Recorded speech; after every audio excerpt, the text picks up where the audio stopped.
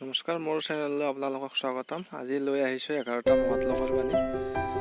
1 নম্বৰটো হৈছে চৰিত্ৰ মানুহ আচল সম্পত্তি মাইলছ। উপদেশতকৈ আৰ্হি ভাল হজৰত মহম্মদ। ভুল জনাতকৈ নজনাই ভাল শ্বেক্সপিয়েৰ।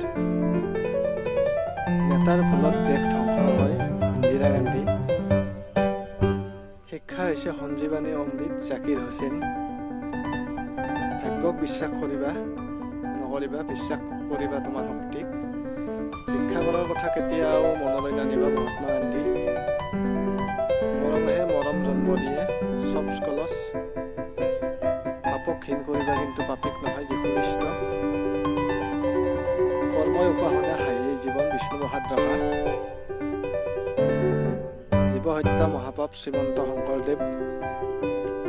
যদি আপোনালোকৰ ভিডিঅ'টো চাই ভাল লাগিছে তেন্তে চেনেলটো ছাবস্ক্ৰাইব কৰি